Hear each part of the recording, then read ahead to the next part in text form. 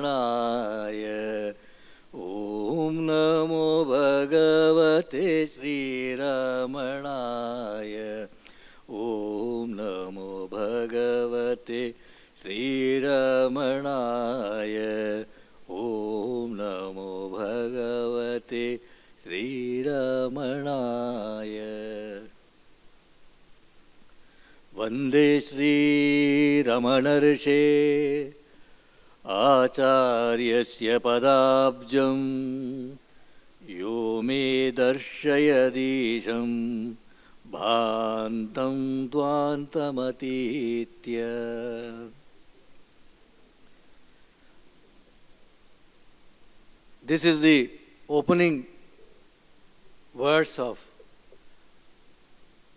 Kavyakanta Ganapati Muni's Ramana Chatvarimshat, where he pays obeisance to Bhagavan Sri Ramana, saying that I bow to the lotus feet of Sri Ramana, the great teacher, who showed me the effulgent Ishvara, who transcends the darkness of avidya. It is chanted every day in the morning during the Pal Puja at Sri Ramanashram.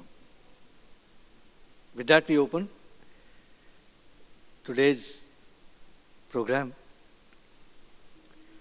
This is the fourth of a multi-part series of dance dramas on the life and teachings of Bhagavan Sri Ramana. The first three the first was called Bala Kandam, dealt with the birth and childhood of Sri Ramana Maharshi. Next was Jnana Kandam, the great awakening, the death experience, the Madurai, Dindukal Madurai days. The third was Yatre Kandam, his arrival at Arunachala on the command of his father, Arunachaleshwara, and going on till the time his mother comes to take him back, but then the Mauna sage, the boy Venkatraman, gives her the first instructions, Jnanopadesha instead. Now we move on to the fourth one, which is called the Tiruppeyar Kandam, which is, the heart of it is the glorious name of Sri Ramana. The nameless sage who had come, who was in the slopes of Arunachala, whose name nobody knew because he spoke not. And then, of course, he got the name. But around that period of time is what the play today is centered on. It opens with, in this play there are some primary characters that you will be seeing. One will be Kavyakanta Ganapati Muni, who actually is the one who gave the name of Ramana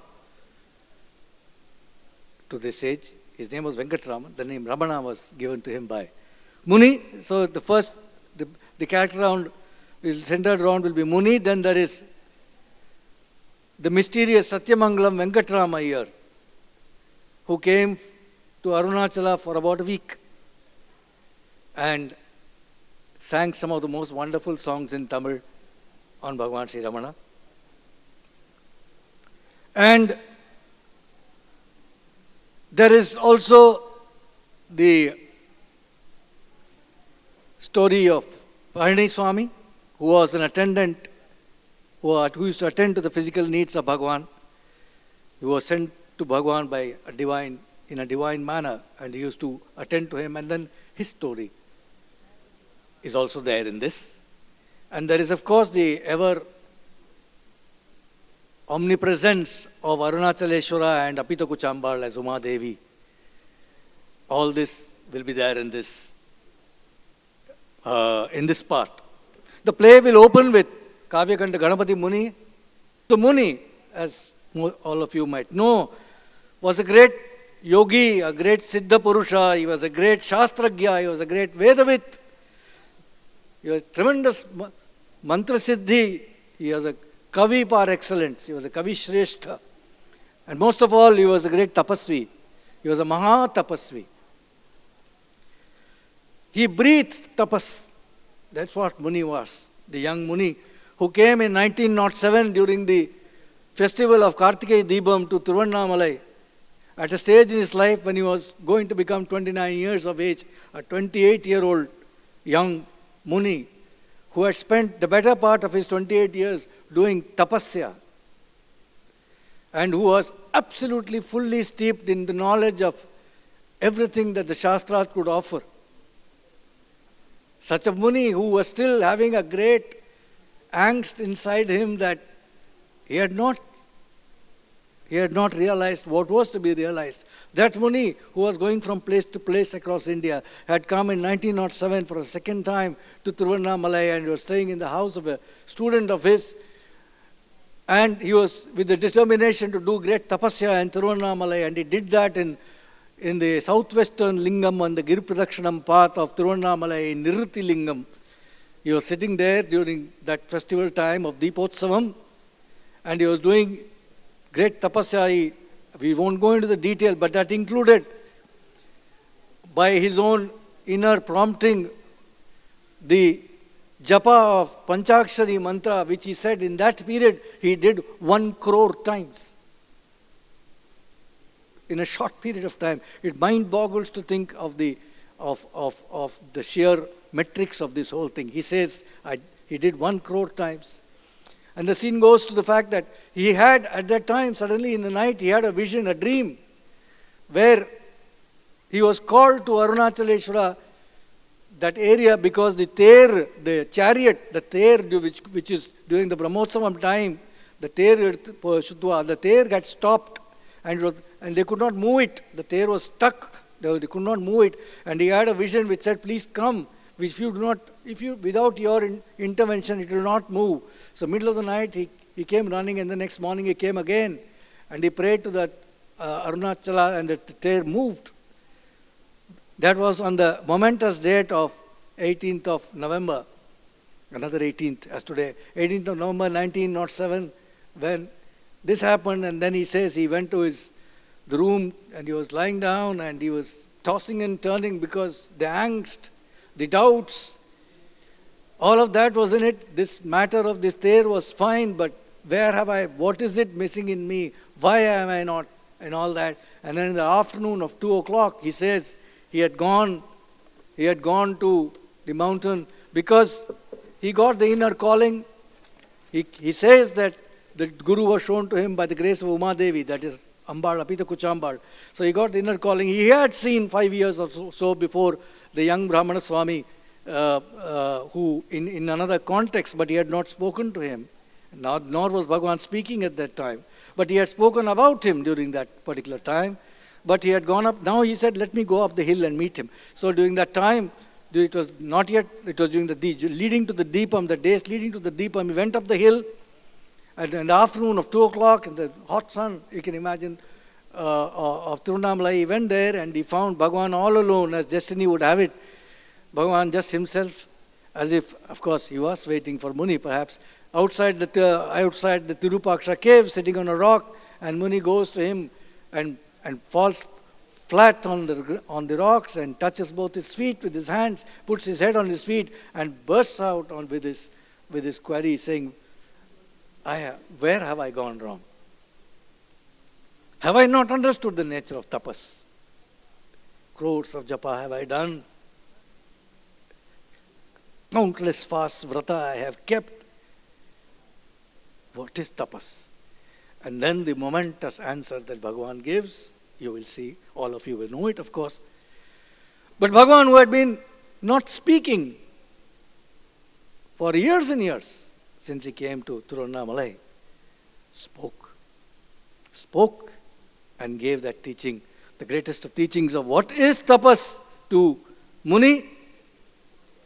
But before that, so from the play point of view, it starts with the fact that the tear has moved.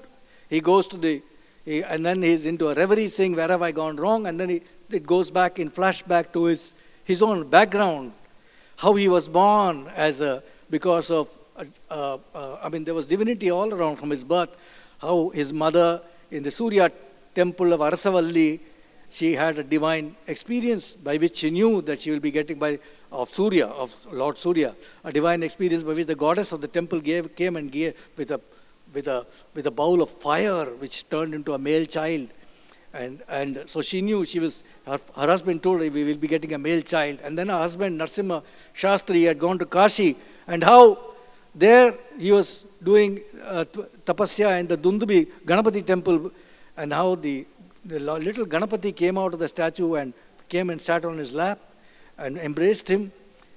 And thereby he knew that he was, at the time, his child was born, and they named after both the gods as Surya and Ganapati. And since he happened to be from the Gotra of Kaundinya, which is Vasishta Maitra Varna Kaundinya, he called himself Vasishta Ganapati Muni. That great soul, Vasishta Ganapati Muni, all that you will see the background first, who became an adept in everything, Mantra Shastra, in Ayurveda, Jyotisha. At the age of 10, he cast a Panchangam. I mean, he's that kind of a person. Before the age of 12, he had read Kalidasa, Bharavi and all that. He had drank it up.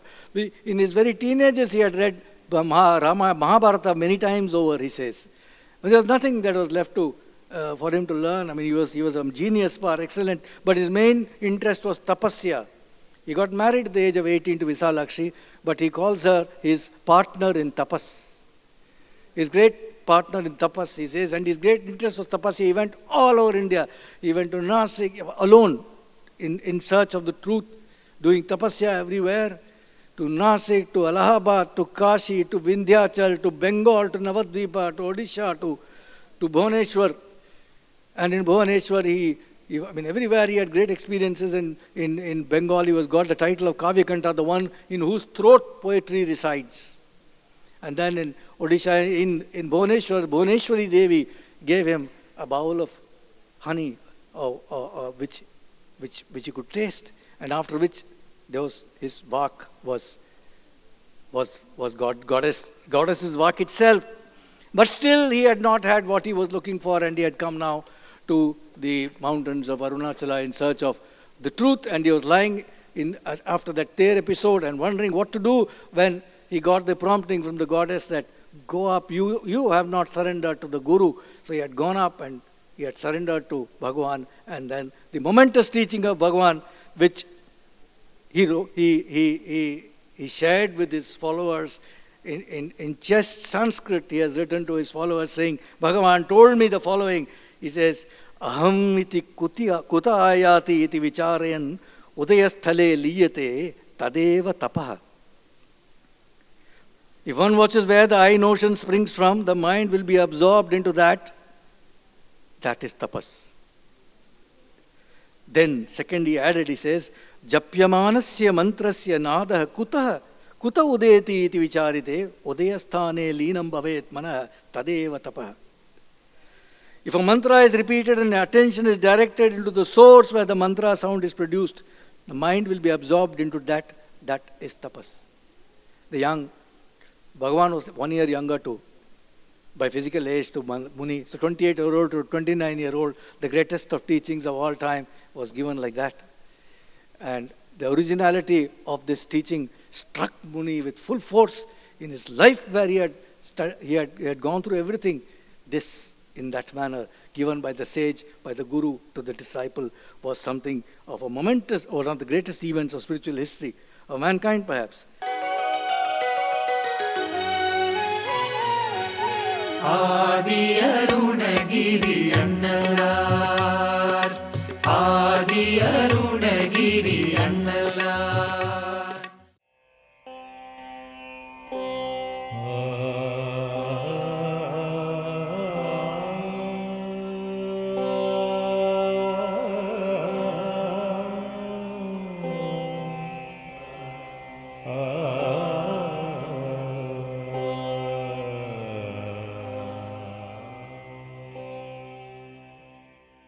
Arunachaleswara, நீயே எங்கள் அனைவருக்கும் துணை.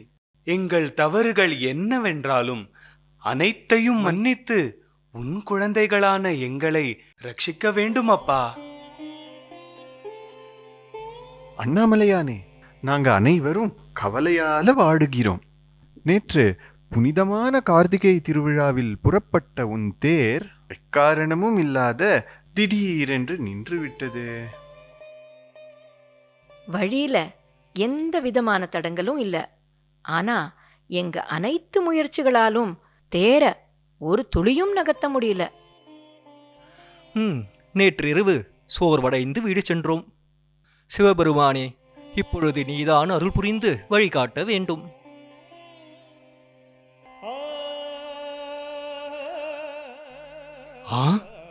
தேர்ல அண்ணாமலையார் பக்கத்துல உட்கார்ந்திருப்பது யாரு? அவர் அருணாச்சலேஸ்வரரை வணங்குகிறார்.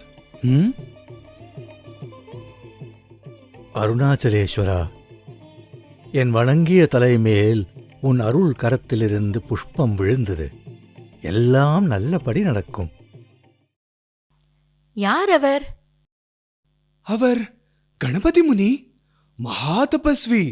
கணபதி முனி இங்கு வந்திருக்கிறாரா? அவர் நிருதி லிங்கத்தில்தானே தவம் செய்து கொண்டிருந்தார். கணபதி முனி மகா தபஸ்வி. அருளே உருவமான அருணாச்சலேஸ்வரன் நம் எல்லோர் மீதும் கருணை புரிந்திருக்கிறான். இனி எந்த ஐயமும் வேண்டாம். வாருங்கள், எல்லோரும் சேர்ந்து தேரை இழுப்போம்.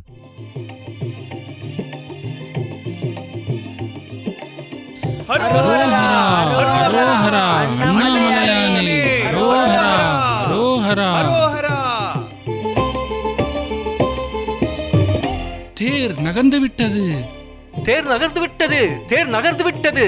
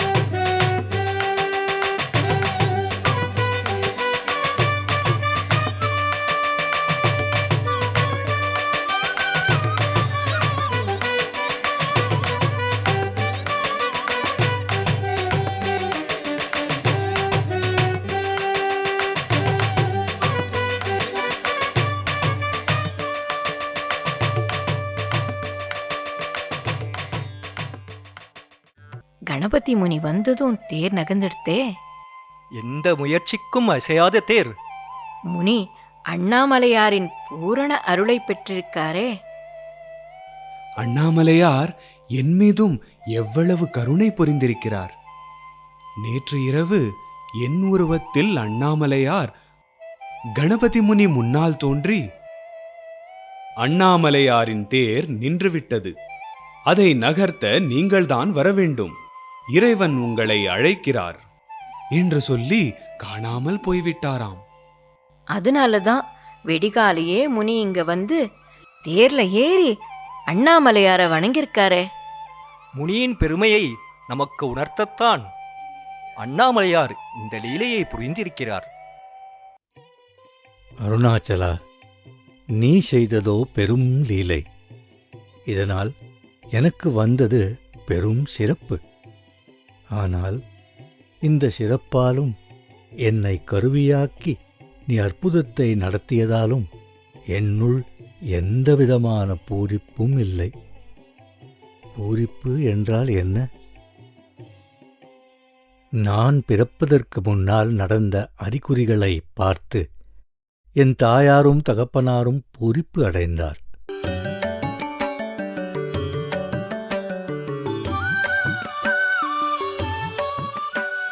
மார்த்தாண்ட வெங்கடவன் வெங்கடமாயன், மார்த்தாண்ட வெங்கடவன்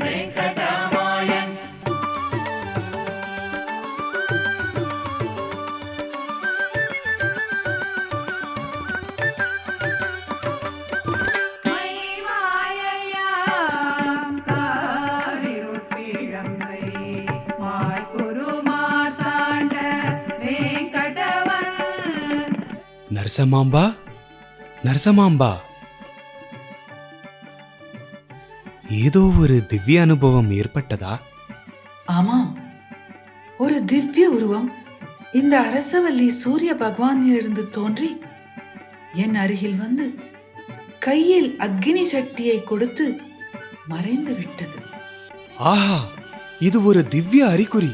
அம்மா அதிசயம் ஆடி பாடி அம்பொன் சுண்ணம் எடுத்து நாமே.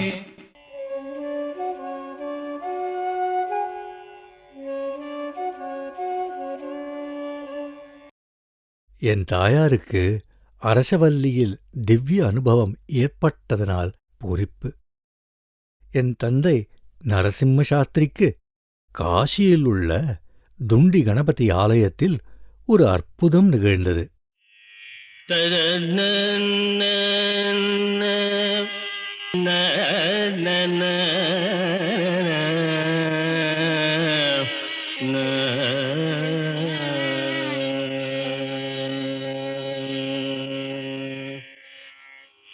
கஜமுகம் இரு கதிர்விழியுடன் களி நடையிடும் கணநாத.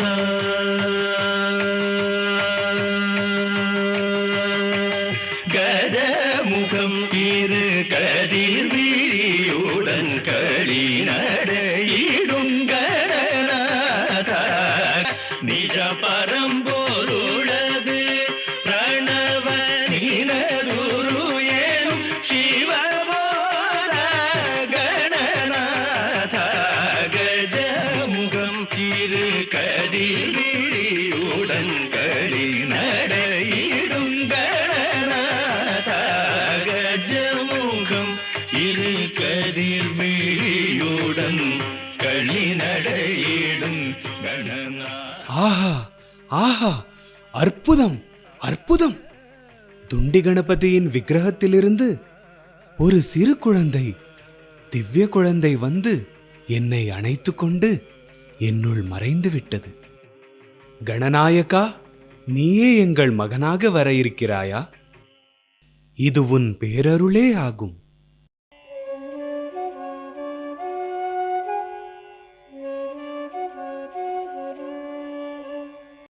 இதனால் என் தகப்பனாருக்கு எல்லையற்ற பூரிப்பு. வேதத்தை அருளிய ரிஷிகளைப் போல தனக்கு ஒரு மகன் வேண்டும் என்று அவர் தவம் புரிந்து வந்திருந்தார். அந்த தவம் பலனை அடையப் போகிறது என்கிற பூரிப்பு அவருக்கு.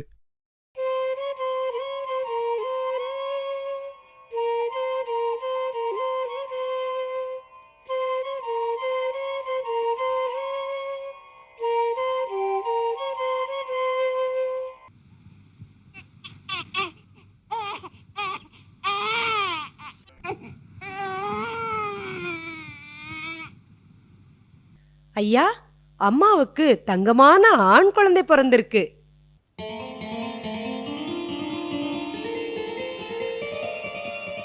தன்னியனானேன். சூரிய பகவானின் அருள், கணபதியின் அனுக்கிரகம், அவனதே அம்சமாக பிறந்த இந்த குழந்தைக்கு சூரிய கணபதி என்று பெயர் சூட்டுவோம்.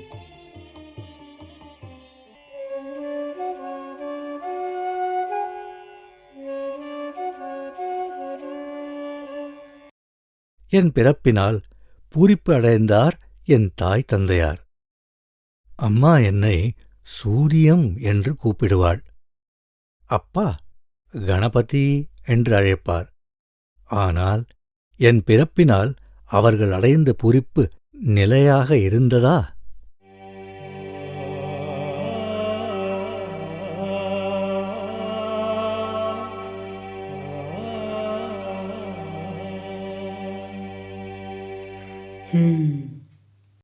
இறை சித்தம் என்னவென்று புரியவில்லை.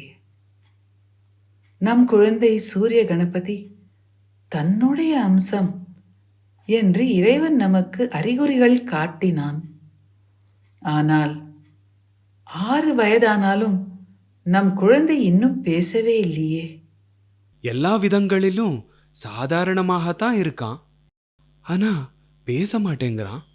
எந்நேரமும் கண்ணை மூடிண்டு உக்காந்துருக்கான். சில நேரங்கள்ல உடலுணர்வற்று மூர்ச்சையாகி விடுறான்.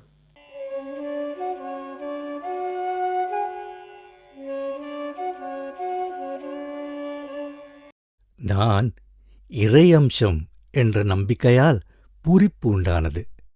ஆனால் இறை அம்சம் என்பது அவர்கள் நினைத்தது போலில்லை என்பதனால் மனவருத்தம்.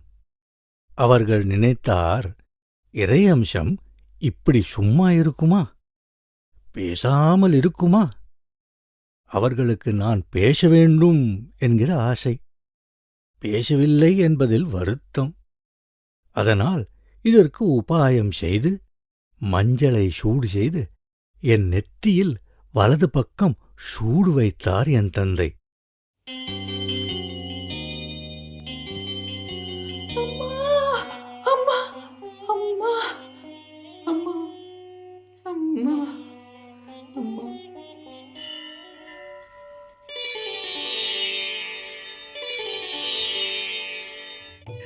சூரியன் என்னை அம்மா என்று கூப்பிட்டான். பேச தொடங்கிவிட்டான். அம்மா என்று கூப்பிட்டான்.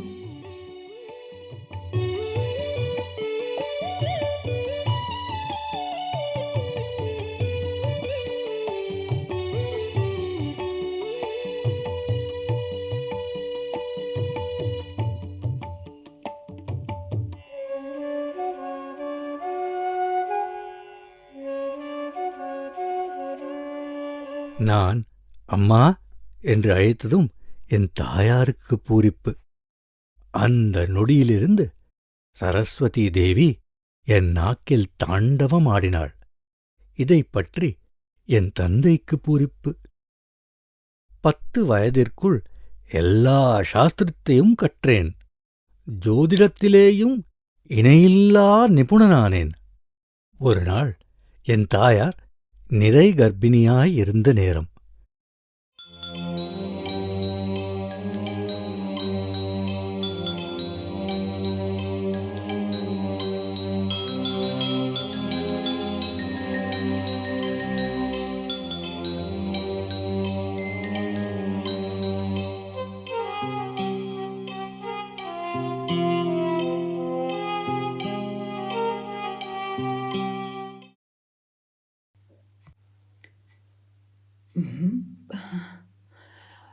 பிரசவ வலி ஆரம்பித்து விட்டது. குழந்தை சூரியம் ஜோதிடம் குறித்தவராம சொல்கிறான். அவனை கேட்கிறேன். சூரியம், இன்றைக்கு பிரசவத்திற்கு நல்ல நேரமா? இன்றைக்கு பிரசவமானால் 2 குழந்தைகள் பிறக்கும். தாயும் சேய்களும் 3 பேர்களும் காலமாய்விடுவார்கள்.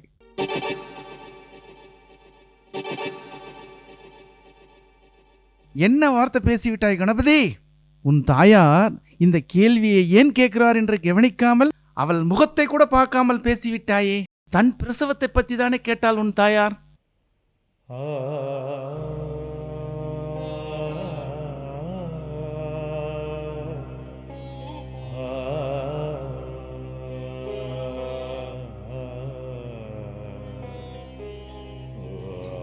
அம்மா, அம்மா. இறைவன் தானே உன் மூலமாக பேசியிருக்கிறார் சூரியம். எது நடக்கணுமோ அவன் சித்தம்படி நடக்கட்டும்.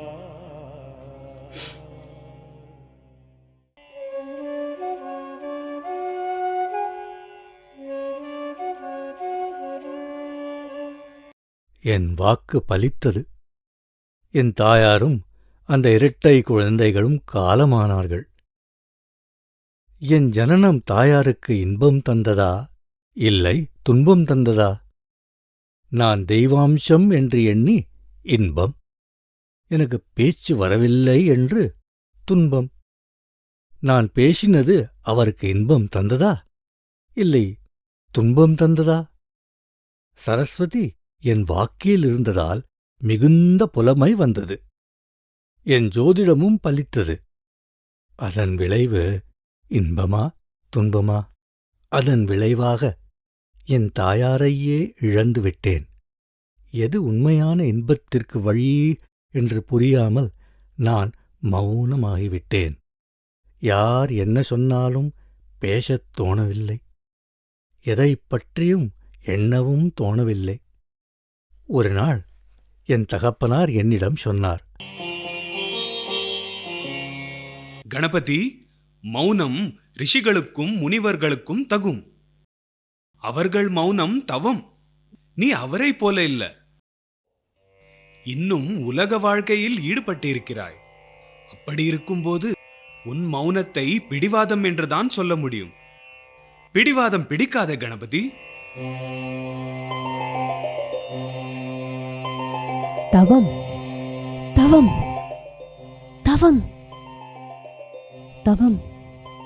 அந்த சொல் என் மனதில், என் உடம்பில் ஒரு புத்துணர்வை ஏற்படுத்துகிறது.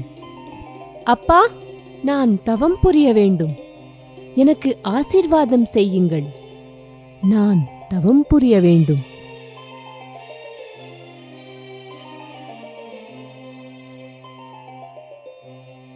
தவம் என்கிற சொல் இவனை இவ்வளவு ஊக்கப்படுத்துகிறதே. ஆனால் இவன் இன்னும் குழந்தை.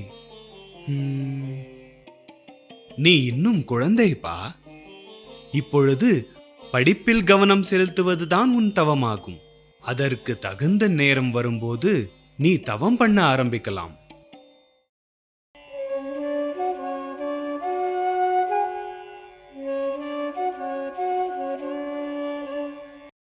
தந்தையின் சொல்படி நடந்தேன். அவர்தானே எனக்கு முதல் குரு. நன்றாக படித்தேன். அவர் ஆணைப்படியே 12 வயதில் விஷாலாட்சியை மணம் புரிந்து கொண்டேன். ஆனாலும் என் மனதில் தவம் செய்ய வேண்டும் என்னும் ஏக்கம் மட்டுமே நிறைந்திருந்தது. தவம் செய்ய முயன்றேன். அதன் பயனாக பலரின் இன்னல்களை நீக்கினேன். பேரும் புகழும் வந்தது. அது தவமில்லையே என்று சோர்வடைந்தேன். தந்தை தைரியம் கூறினார். கணபதி, தவம் என்பது புனிதமானது. திவ்ய தலங்களுக்கு போனால் மட்டும் போதாது, அதற்கு இறையருள் வேண்டும். மனதை தளரவிடாத. சூரியநாராயண சுவாமியும் மகா கணபதியும் உனக்கு இந்த பிறவியை கொடுத்திருக்கிறார். தவம் செய்ய வேண்டும் என்னும் ஏக்கத்தை அவரிடத்தில் ஒப்படைத்துவிடு. அது நிறைவேறும் வரை நம் குடும்ப பத்ததியில் ஸ்ரீ சக்கர உபாசனை பண்ணு. நான் உனக்கு அதை உபதேசம் செய்கிறேன்.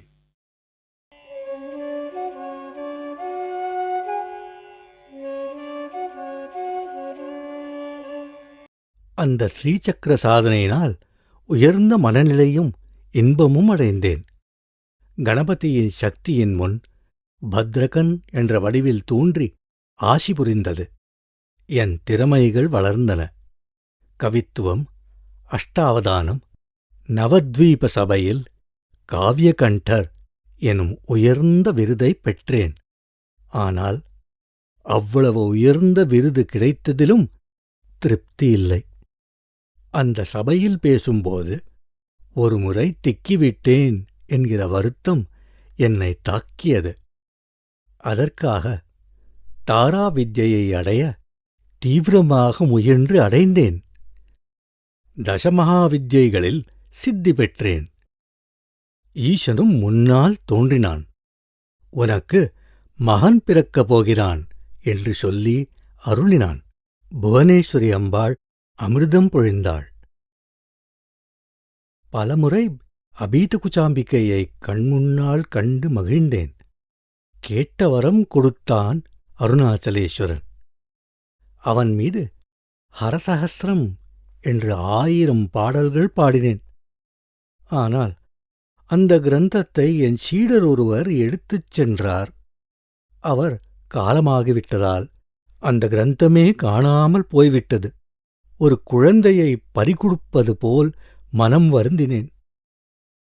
என் வாழ்க்கையின் குறிக்கோள் பாரத மாதாவிற்கு பூரண சுதந்திரம் அடைய வைப்பதே என்று நம்பினேன். இது தபசக்தியினால் மட்டும் மட்டுமே சாத்தியம் என்று இந்திரசேனா என்கிற ஒரு நிறுவனத்தை ஏற்படுத்தினேன். பல சீடர்கள் என்னை குருவாக வழிபட ஆரம்பித்தார்கள். இவையெல்லாம் இருந்தும் என்ன பயன்? என் தவத்தில் நான் நிறைவு அடையவில்லை என்று தோன்றுகிறது.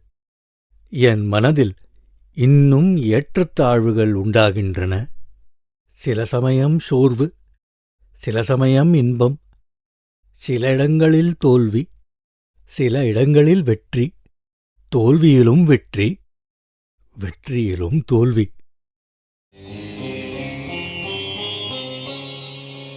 ஜெகதம்பிகே, வாழ்க்கையோட முழுமையடைய சாஸ்திரங்கள் சொல்லும் அனைத்தையுமே செய்ய வைத்தாய். அப்படியிருந்தும் நான் ஏன் இன்னும் தவத்தின் முழுமையை அடையவில்லை? சாஸ்திரங்கள் பொய்யாக இருக்க இயலாது. நான் தான் சரியாக செய்யவில்லையா? அம்மா, எனக்கு வழிகாட்டு. என்னால் இந்த ஏக்கத்தை தாங்க முடியவில்லை.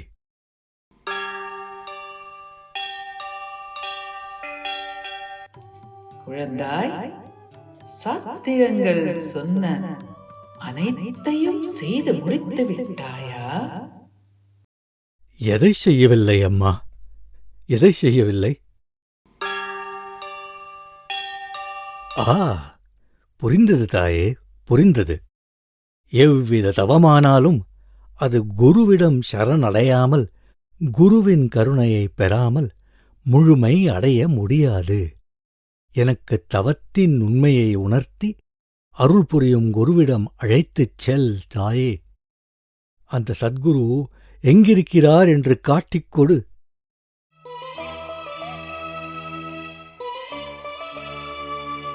உமையவளே, அறிந்தேன், உன் கருணையே கருணை. அண்ணாமலை மீது விருபாக்ஷ குகையில் உள்ள மகான், அவரை குருவாக இப்பொழுதே சரணடைகிறேன், இப்பொழுதே சரணடைகிறேன்.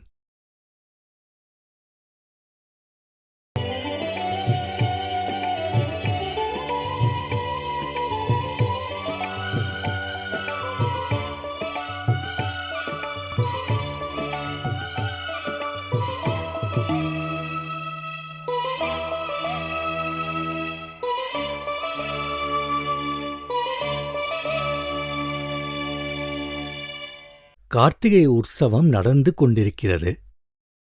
திருவண்ணாமலையில் எங்கெங்கும் ஜனத்திரள். ஆனால் சுவாமி தனியாக இருக்கிறார். நான் அவரிடம் சரணடைய இதுதான் தகுந்த நேரம் என்பதே இறைவனின் அறிகுறி.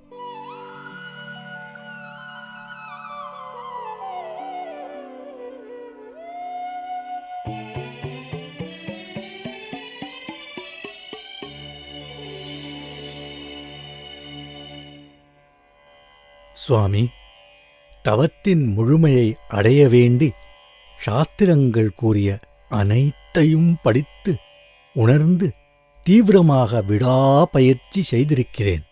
உபாசனை, தீர்த்தத் தலங்களுக்குப் பிரயாணம், கோடானு கோடி மந்திர ஜபம், ஆழ்ந்த தியானம், வெகு நாட்களுக்கு நீண்ட தவம். இருந்தாலும் தவத்தின் முழுமையை அடையவில்லை என்று எனக்கு தெளிவாகத் தெரிகிறது. என் தவத்தில் குறைகள் இருந்ததா? இல்லை, தவத்தின் உண்மையான அர்த்தம் எனக்கு புரியவில்லையா? எத்தனையோ அறிந்தும் அறியாமையில் தவிக்கின்றேன். அத்தனையும் அறிந்தவனே, உன்னிடத்தில் சரணடைகிறேன். என்னை உன் சீடனாக ஏற்றுக்கொண்டு எனக்கு வழிகாட்டி அருள் புரிய வேண்டும்.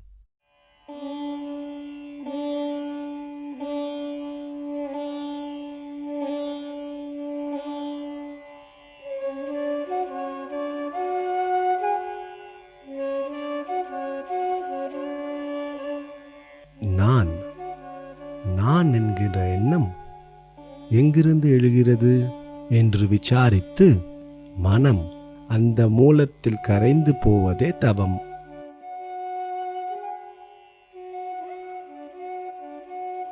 மந்திரநாதம் எங்கிருந்து எழுகிறது என்று விசாரித்தால் மனம் அந்த மூலத்தில் கரைந்துவிடும். அதுவே தவம்.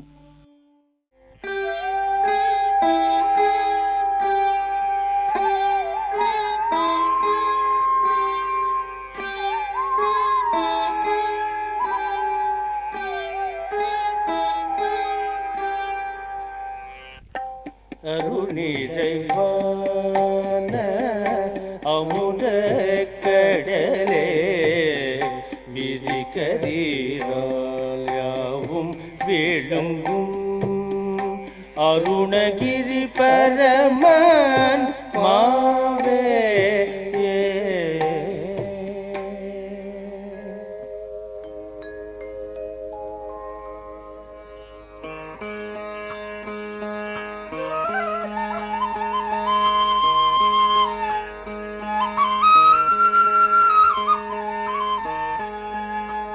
அருள் நிறைவான அமுத கடலே விரிகதிரால் யாவும் விழுங்கும் அருணகிரி பரமாத்மாவே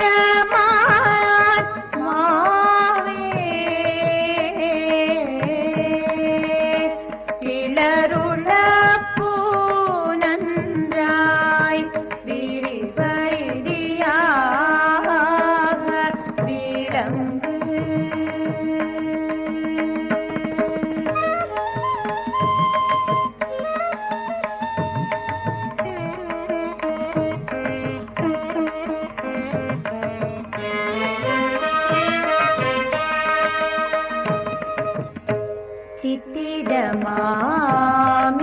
சித்திரமாமிதெல்லாம் செம்மலையே நின் பாலே உத்திதமாய் நின்றே கொடுங்கிடுமால் நித்தியமும் நான் என் இதயம் நடித்திடுவையால் உன் பேர்தான் இதயம் என்றிடுவர்தான்.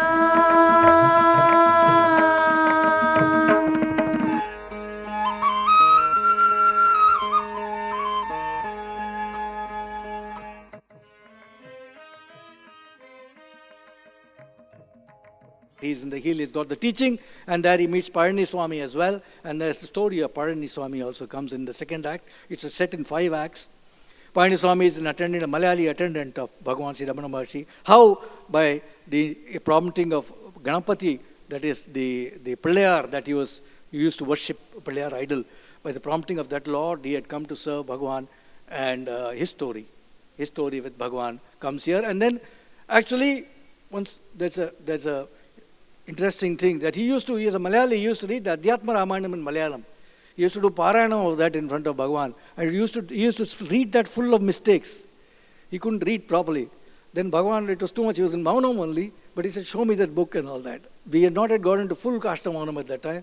He took the book and he said, okay, let me teach you. And he started teaching him a bit. And then he suddenly, he says, Bhagavan saw that book and realized, Arey, what has been his experience here is written there. It's the entire thing. So you will see some interludes of Adhyatma Ramayanam, especially the opening of Adhyatma Ramayanam, where Sita gives Upadesha to Hanuman on Rama Hridayam, which means the secret of Rama, where the Achala Tattva of Rama is explained, where Rama does nothing, it is actually Sita who does everything. So that one, the concept of is brought out in the Parani Swami episode. And we move on from there to the fact that he's given a name. So he's asked Parani Swami, what is this Brahmana Swami's name? So he says he had said Venkat Raman. So then he names it, shortens it, it says to Ramana. And he explains why he had done that. And there's a beautiful parallel in Adhyatma Ramayana as well. In fact, in Adhyatma Ramayana, as you all know, Rama was named by Vasishta Muni. Here too, it is Vasishta Muni who names Ramana as Ramana. There's a beautiful verse of the naming in Adhyatma Ramayana where it says, one of the reasons why he was named Rama was Ramanat Rama iti api. Because he was Ramana, he was called Rama. Says Adhyatma Ramayana. I leave it to you to read that verse up yourself and figure out why he said that. Muni writes to his major disciple saying, a Maharshi, he is a Maharshi whom I have found. The Guru has been found. He's a Maharishi. He's Bhagavan. And we have given him a name. His name is Ramana. That is the way you should also address him as Bhagavan Sri Ramana Maharshi, Brahmana Swami, etc. He had written to his disciples the beauty of the name, which is very unique to Indian tradition. The fact that the name has got power. The name. It's unknown in any other tradition to my mind. That you have the Sahasranamas, the names, the fact that the name has got the form, it has got the power, it has got everything of the person whom you worship is in the name as well.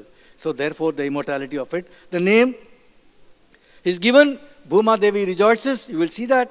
And then the story of Uma Sahasram is also depicted. Muni is so overjoyed in finding the Guru, and he says, Uma Devi had shown me the Guru. So he decides to compose 1,000 verses on Uma Devi, 1,000 Sahasram, 1,000 verses on Uma Devi, 40 tabakas of 25 verses each.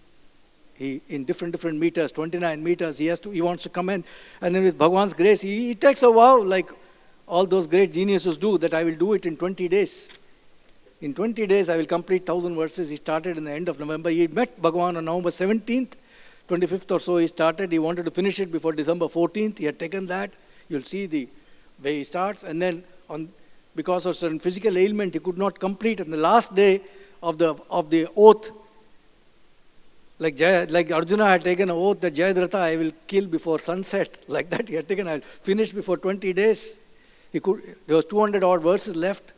And then he sat down in the presence of Bhagavan, and he simultaneously dictated to 5 different people, 5 different chapters, one line, one line, like that to complete. And by midnight they had completed the 200. The 200 were complete, the 1,000 verses were done. And Bhagavan he was in deep samadhi, lifted his head and asked Muni, has everything that I have been said been taken down? This is the greatness. Our hair stands on end when you think of the beauty of that moonlit night on the slopes of Arunachala, when the great magnum opus would have been composed.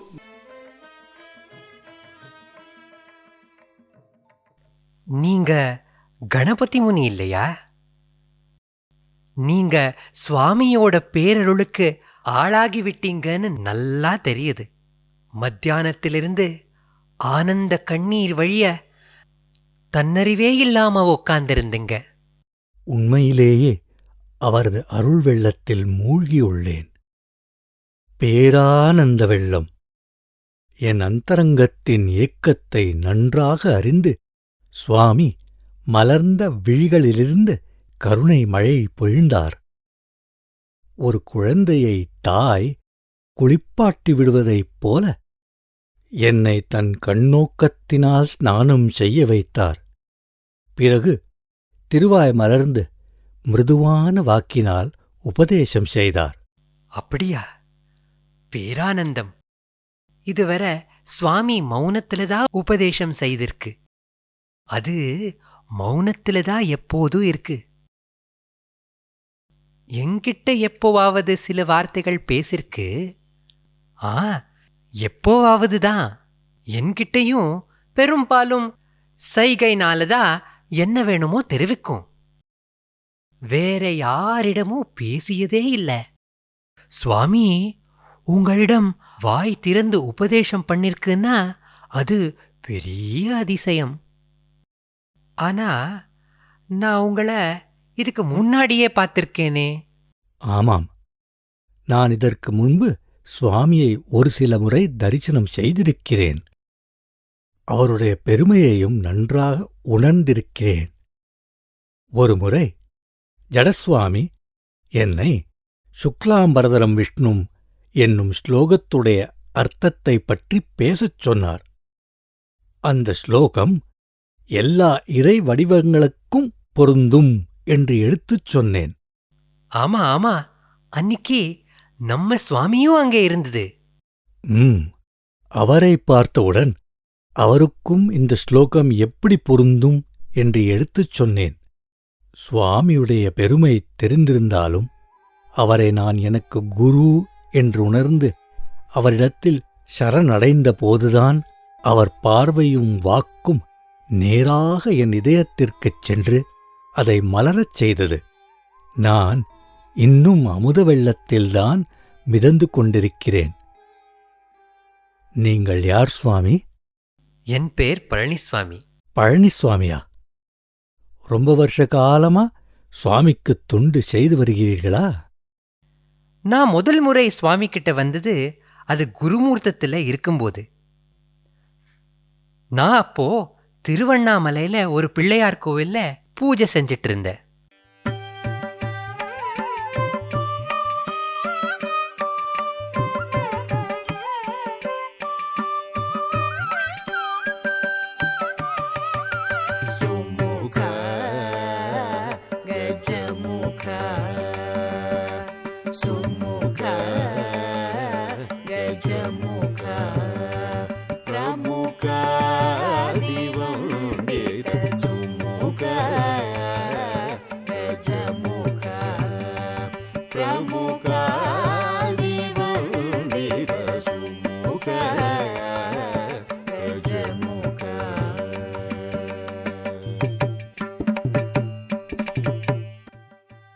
வணக்கம் பழனிசுவாமி. வணக்கம் ஸ்ரீனிவாஸ் ஐயர்.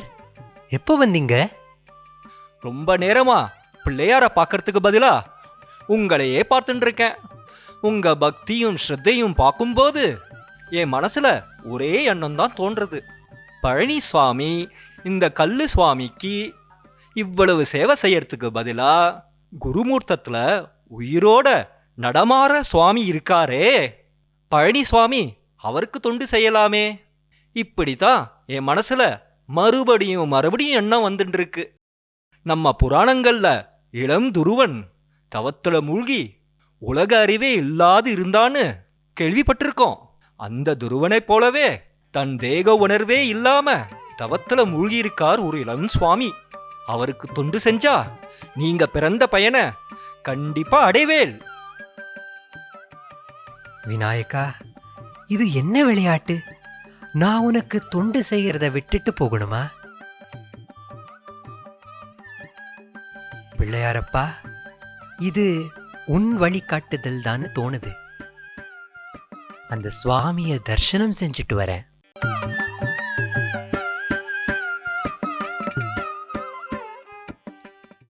உண்மை, இதுதான் எனக்கு தெய்வம், இதுதான் எனக்கு சத்குரு.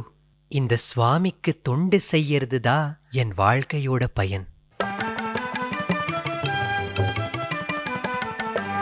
அப்படிதான் நான் சுவாமி கிட்ட வந்து சேர்ந்தேன். கொஞ்ச நாள் பிள்ளையாருக்கு பூஜை செஞ்சுட்டு சுவாமி கிட்ட போவேன். அப்புறம் அந்த பிள்ளையார் தான் என்னை சுவாமி கிட்ட அனுப்பி வச்சதுன்னு முழுசா நம்பி அங்கேயே இருந்துட்டேன். சுவாமி ஒரு நாள்ல ஒரு முறைதான் கண் திறந்து பார்க்கும். அந்த சமயத்தில் ஒரு கவளம் சாப்பாடு கொடுப்பேன். அப்போ அது எலும்பும் தோலுமா இருந்தது. எழுந்து நிற்க கூட கஷ்டப்படும். ஒரு நாள் சுவாமி விழப்போறத பார்த்து அதை கட்டிப்பிடிச்சுட்டேன். கண்ணை திறந்து என்னன்னு சைகையாலே காட்டுத்து. நீங்க விழ இருந்தீங்க சுவாமி அப்படின்னு சொன்னேன். சும்மா இருந்தது. அதுக்கு ஒருவேளை சாப்பாடு கொடுக்கறத தவிர எந்த சேவையும் செய்ய விடாது. யாரும் அதை தொட்டு கும்பிடக்கூடாது. ஆனா ஒரு முறை அச்சுததாசர்னு ஒரு பெரியவர் குருமூர்த்தத்துக்கு வந்தபோது, ஆஹா ஆஹா, சுவாமி சாஸ்திரங்களை படித்து அறியலாம், வேதாந்த தத்துவங்களை பயிற்சி செய்யலாம், சித்திகளை அடையலாம், சமாதி நிலையை கூட தொடலாம். ஆனால் தேக பாவமே அற்று ஆன்ம நிலையிலிருந்து ஒரு கனவும் நகராமல் இப்படி சகஜமாக நிலைத்திருக்கும் மகான் எங்க கிடைப்பார்?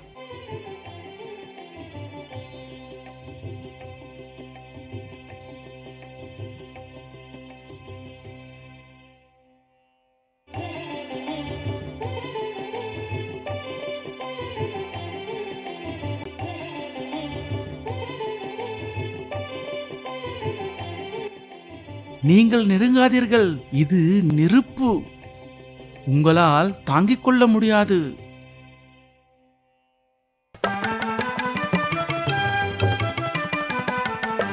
சுவாமி நெருப்புன்னு எனக்கு தெரியல. என்கிட்ட அவ்வளவு அன்பா இருக்கும், எளிமையா இருக்கும். ஒரு முறை தலைமுடி ரொம்ப வளர்ந்து போய் சடையா போயிடுத்து. சுவாமி தலைமுடியில மண்ணு கல்லு கூட சேர்ந்து போச்சுன்னு சுவாமிக்கு சவரம் செய்ய அனுமதி கேட்டு செய்ய வச்சோம். சவரம் செஞ்சதும் தலையில அத்தனை பாரம் குறைஞ்சிருக்கும் போல. குழந்தை மாதிரி தலை இருக்கா இல்லையான்னு ஒரு சின்ன குறும்பு சிரிப்போட தலையை இப்படியும் அப்படியும் ஆட்டி பார்த்தது. ஆனா சுவாமிய நெருப்பாவும் ஒரு முறை பார்த்திருக்கேன். நாங்க மான்தோப்புல இருக்கும்போது சுவாமியோட சித்தப்பா நெல்லியப்பையர் அங்க வந்தார்.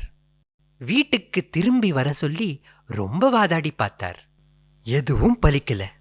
அப்போ அவரோட கூட வந்த நாராயண சுவாமி ஐயர் அப்படிங்கிறவர் சுவாமிய அப்படியே தூக்க பார்த்தார். கிட்ட நெருங்குற போதே அவருக்கு உடம்பெல்லாம் சுடுற அனுபவமாச்சு. நான் பார்த்து புரிஞ்சுட்டேன், சுவாமி என் மேல கருணை பொழியறதுனால தான் நான் சுவாமிய நெருங்க முடியறதுன்னு. மான்தோப்போட எஜமான் வெங்கட்ராம நாயக்கர் மழையில நினையாம இருக்க சுவாமிக்கும் எனக்கும் 2 கூடு மாதிரி கட்டி கொடுத்திருந்தார். அதுக்குள்ள கை கால் மடக்கிண்டு தான் உட்கார முடியும். சுவாமியும் அப்படியே பறவை மாதிரி உக்காந்துருக்கும். விடிகாலையில பனி பெஞ்சு சுவாமி உடம்பெல்லா வெள்ளையா. சிவபெருமான பத்தி கேட்டிருக்கோமே, அப்படியே பஸ்மம் பூசின மாதிரி இருக்கும். நான் பிச்சை எடுத்துட்டு வரத நானும் சுவாமியும் சேர்ந்து சாப்பிடுவோம். மரத்துலேருந்து எவ்வளோ பழம் வேணும்னாலும் பறிச்சு சாப்பிடுங்கோன்னு சொல்லுவார் நாயக்கர். ஆனா நாங்க தொடமாட்டோம். ஒரு சில நேரங்கள்ல வவ்வால்கள் கடிச்சு போட்ட பழங்களை சாப்பிடுவோம். அந்த ருச்சியே தனிதா, ரொம்ப இனிப்பா இருக்கும். நான் நாகலிங்க சுவாமியோட புஸ்தகாலயத்திலேருந்து கைவல்ய நவநீதம், வேதாந்த சூடாமணி, யோக வாசிஷ்டம், அதுபோல வேதாந்த நூல்களை எடுத்துட்டு வருவேன். ஆனா தமிழ் படிக்க கஷ்டப்படுவேன். அதை தவிர நான் தினமும் மலையாளத்துல ஆத்தியாத்ம ராமாயண பாராயணம் செய்வேன். சுவாமி சுலபமா மலையாளம் படிக்க கத்துண்டுது. அது எனக்கு படிச்சு அர்த்தம் சொல்லும்.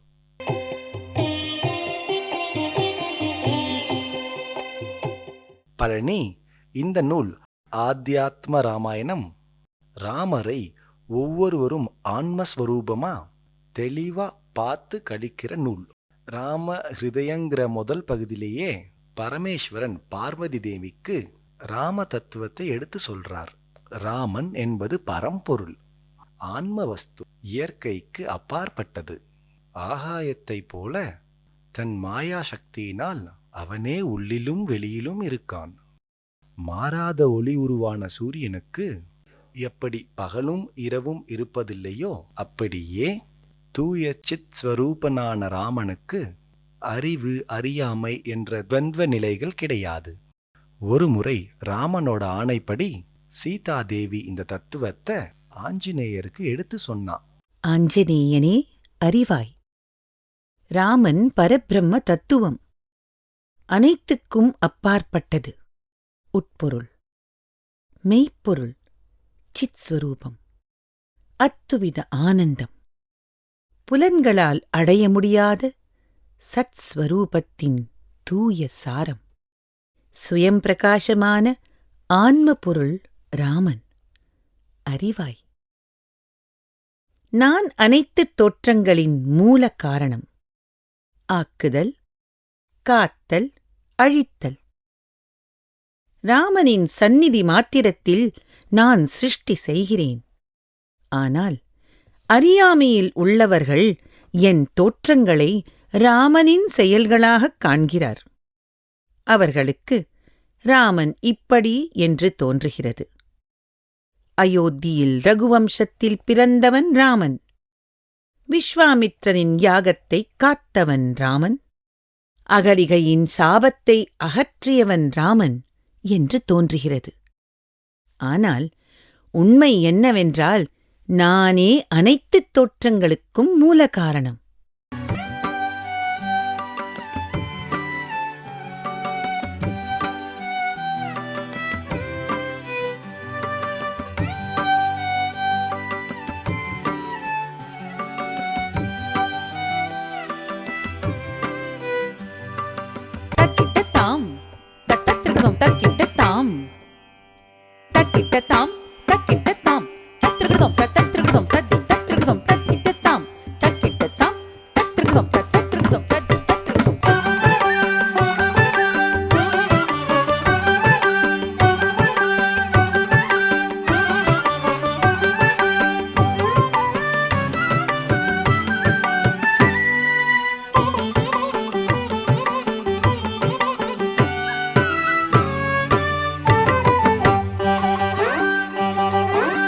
அறியாமையில் உள்ளவர்கள் எண்ணுகிறார். சிவதனுஷை முறித்து என்னை மணந்தவன் ராமன். காட்டிற்குச் சென்று மாயை மாரீச்சனை வதைத்தவன் ராமன். சீதை கடத்தலால் பதைத்தவன் ராமன். ஜட்டாயுக்கு மோட்சம் அளித்தவன் ராமன் என்று எண்ணுகிறார். சுக்ரீவனின் நட்பினை ஏற்றவன் ராமன் என்றெல்லாம் எண்ணுகிறார். அறியாமையில் எண்ணுகிறார். ஆனால் நானே அனைத்து தோற்றங்களின் மூல காரணம்.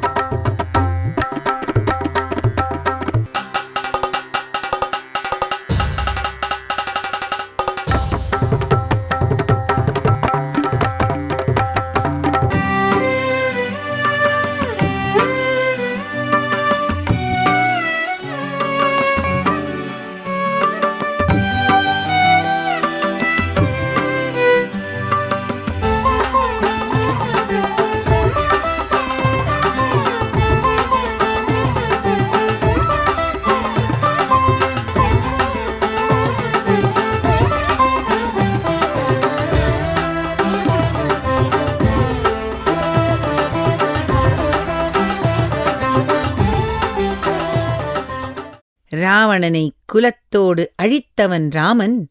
என்னுடன் அயோத்திக்குத் திரும்பியவன் ராமன். பட்டாபிஷேகம் கொண்டவன் ராமன் என்றெல்லாம் எண்ணுகிறார். ஆனால் இதெல்லாமே என் தோற்றங்கள் மட்டுமே.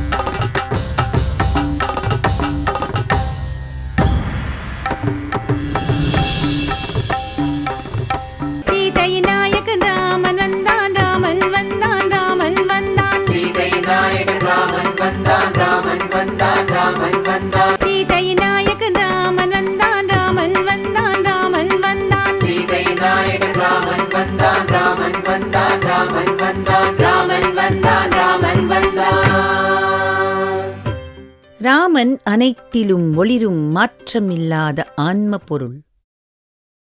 ராமன் நடப்பதில்லை, அமருவதில்லை, வருந்துவதில்லை, திரும்புவதில்லை, வெறுப்பதில்லை, எதுவுமே செய்வதில்லை. மாயையில் மயங்கிய கண்கள் கொண்டு பார்ப்பதால் ராமன் மாற்றங்களுக்கு உட்பட்டவன் போல் தோன்றுகிறது. அஞ்ஞானிகள் ராமனை இப்படி காண்கிறார். ஆனால் ஞானிகள் எல்லோரும் அவன் உண்மையை உணராமல் இருக்க மாட்டார். அந்த ஒரு அழகான மாந்தோப்புல சுவாமியோட குழந்தை மாதிரி குரல்ல உபதேசம் கேட்கறச்ச அது நேரா இதயத்துல போய் பதிஞ்சிடும். ஆமா, எனக்கு சுவாமியோட குரலை கேட்கிற பாக்கியம் கிடைச்சிருக்கு. ஆனா இப்போ அது உங்களுக்கும் கிடைச்சிருக்கு, எல்லாருக்கும் கிடைக்கும்னு நினைக்கிறேன். சுவாமியோட இந்த வரலாறெல்லாம் உங்ககிட்ட கேட்கிறது என் பெரும் பாக்கியம். ஆமாம், குருமூர்த்தத்தை சுவாமி ஏன் விட்டுட்டு வந்தார்? சுவாமி திடீர்னு ஒரு நாள் குருமூர்த்தத்திலிருந்து கிளம்ப தீர்மானம் பண்ணிடுது. 2 பேரும் ஐயன்குளம் பக்கத்தில் இருக்கிற அருணகிரிநாதர் கோயிலுக்கு வந்தோம். சுவாமி என்ன, நீ அந்த பக்கம் போ, நான் இந்த பக்கம் போறேன்னு சைகையால காட்டி தனியா பிச்சை எடுக்கணும், திரும்பி அவர்கிட்ட வரக்கூடாதுங்கிற மாதிரி காட்டி அனுப்பித்து. அப்படியா? நீங்க என்ன செஞ்சேள்? சுவாமியை விட்டு நான் எங்க போறது? ராத்திரி மறுபடியும் சுவாமி கிட்ட போனேன். அதுக்கப்புறம் என்ன போக சொல்லல. நீங்க ரொம்ப கொடுத்து வச்சவர் பழனிசுவாமி. அப்பேற்பட்ட பரம்பொருளோட திரு உருவத்தை பாதுகாக்கிற பாக்கியம் உங்களுடையது. சுவாமியோட திருப்பெயர் என்னவோ? தெரியல, நான் அத சுவாமின்னு தான் சொல்றேன். சில பேர் பிராமண சுவாமின்னு சொல்றாங்க. ஸ்ருங்கேரி ஜகத்குரு திருவண்ணாமலை பாலயோகின்னு சொல்லுவாராம். அப்படியா? உலகமெல்லாம் இவரை போற்றிப் பாட ஒரு பெயர் வேண்டுமே. அவரோட நாமத்தை ஜபிக்க திருப்பெயர் வேண்டுமே. குருமூர்த்தத்துல ஒரு பக்தர் சுவாமியோட பேர் என்னன்னு ரொம்ப வற்புறுத்தி கேட்டபோது சுவாமி வெங்கட்ராமன்னு செவத்தில எழுதித்து. வெங்கடராமன், வெங்கடரமணன், ரமணன், ரமணா. அனைத்துயிர்களும் எந்த தத்துவத்தில் ஆனந்தத்துடன் ரமிக்கிறதோ அது ரமணா. ரமணா, ரமணா, ரமணா. பார்முழுதும் உனது திருப்பெயர் வாழ்க, பார்முழுதும் உனது திருப்பெயர் வாழ்க, பார்முழுதும் உனது திருப்பெயர் வாழ்க. உயர் பகவான் ஸ்ரீ ரமணர் மகரிஷியாக, உயர் பகவான் ஸ்ரீ ரமணர் மகரிஷியாக, எங்கள் பகவான் ஸ்ரீ ரமணர் மகரிஷி வாழ்க, எங்கள் பகவான் ஸ்ரீ ரமணர் மகரிஷி வாழ்க.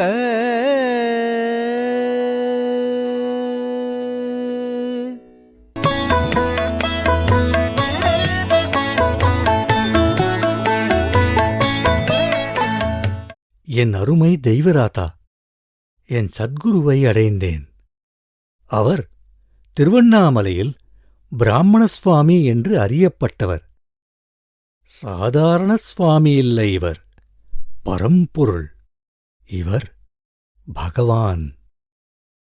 குருநாதர் கணபதி முனி இவரை பகவான் என்று சொல்லுவது மிகவும் ஏற்பானது. ராமாயணத்தில் விஸ்வாமித்ரர் ராமன் பரம்பொருள் பகவான் என்று தசரதற்கு எடுத்து சொல்கிறார். நீங்கள் ராமன் உங்கள் மகன் என்று எண்ணுகிறீர்கள். அவன் உலகத்துக்கே தந்தை என்று நான் அறிவேன். அவன் அந்நியன் என்று நீங்கள் எண்ணுகிறீர்கள். அவன் எனது ஆன்ம பொருள் என்று நான் அறிவேன். நீங்கள் அவனுக்கு பிரியமானவர்கள் என்று எண்ணுகிறீர்கள். அவன் அனைத்து உயிர்களுக்கும் பிரியமானவன் என்று நான் அறிவேன்.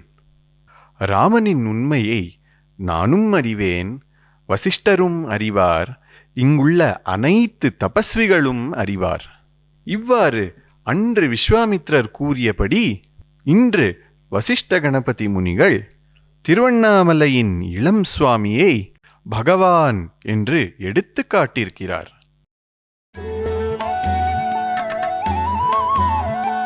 தவசீலரான யோகநாதரே, ஆன்ம பொருளே வடிவெடுத்து வந்திருக்கு. என் குருநாதராக வந்திருக்கு.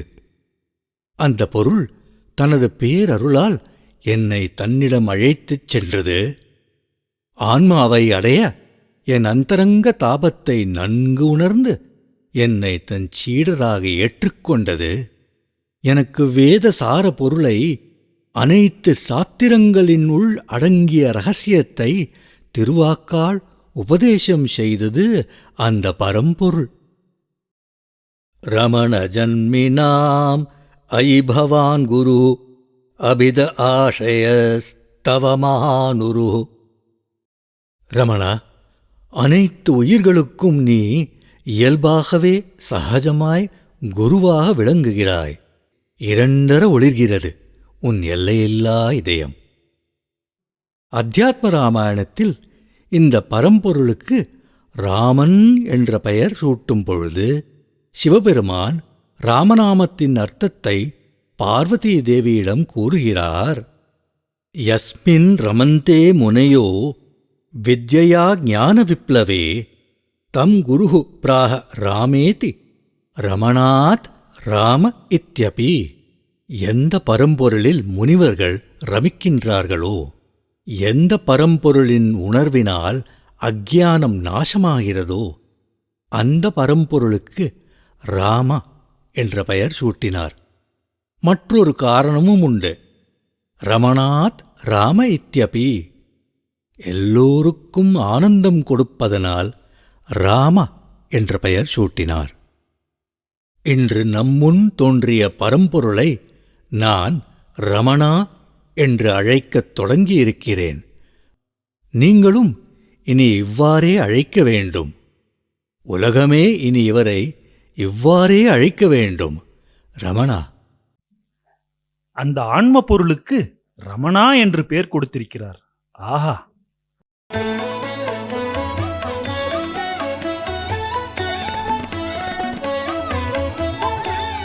அன்புமிக்க கார்ஷ்ணி, என் தலைவனை நான் கண்டுவிட்டேன்.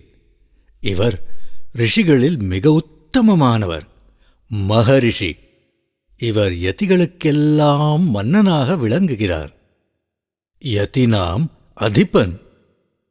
யதினாம் அதிபேன குஷாக்ரலசன் மதினா திருத்திநாஷித சித்தபுவா. ஒரு நொடியும் ஆன்ம இன்பத்திலிருந்து நழுவாதவர். லஹரீம் பிரமதஸ்ய சதாவஹதா நிஹதாந்தரசாத்ரவசம்ஹதினா.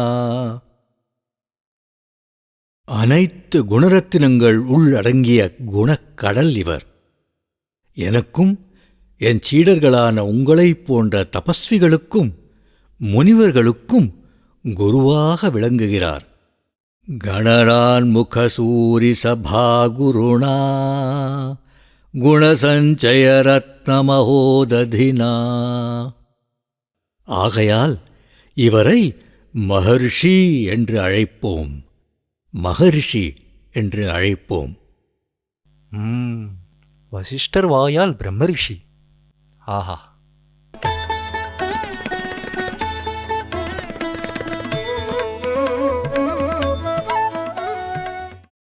குழந்தாய் கபாலி, என் குருநாதனை சரணடைந்தேன். இவருக்கு நான் பகவான் ஸ்ரீ ரமண மகரிஷி என்ற பெயர் சூட்டி அவ்விதமே அழைக்கத் தொடங்கிவிட்டேன். என் சீடர்களான நீங்கள் அனைவரும் இவ்விதமே அவரை அழைக்கத் தொடங்குங்கள். பகவான் ஸ்ரீ ரமண மகர்ஷி. உலகமெல்லாம் இவரை பகவான் ஸ்ரீ ரமண மகர்ஷி என்று அழைக்கட்டும். உலகமெல்லாம் இவரை பகவான் ஸ்ரீ ரமண மகரிஷி என்று புகழட்டும். உலகமெல்லாம் இவரை பகவான் ஸ்ரீ ரமண மகர்ஷி என்று போற்றி பாடட்டும். பகவான் ஸ்ரீ ரமண மகர்ஷி, பகவான் ஸ்ரீ ரமண மகர்ஷி, பகவான் ஸ்ரீ ரமண மகர்ஷி. ஆத்மரூபனாம் ரமணனின் பெருமை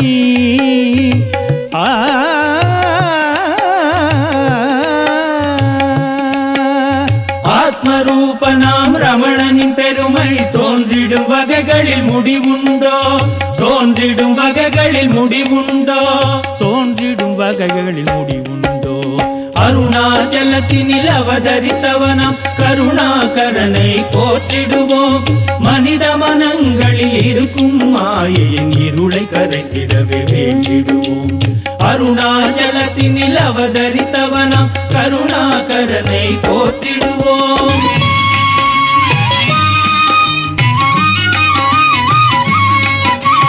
யோக ஞானத்தின் சிகரமீதிலே நின்று நகைப்பான் ஸ்ரீரமணன். நின்று நகைப்பான் ஸ்ரீரமணன். அகந்தையை ஓட்டி முக்தி நெறி காட்டி வெட்ட வெளியாக நின்றவன். வெட்ட வெளியாக நின்றவன். விருப்பு வெறுப்பினை வென்று அருணையில் ரமணாண்டியாக நிலைத்தவன். ரமணாண்டியாக நிலைத்தவன். கருணாகரனை போற்றிடுவோம். கருணாகரனை போற்றிடுவோம். கருணாகரனை போற்றிடுவோம். கருணாகரனை போற்றிடுவோம். கருணாகரனை. ரமணனின் வருகையால் இந்த புவனமே மகிழ்ந்து பாடுகிறது.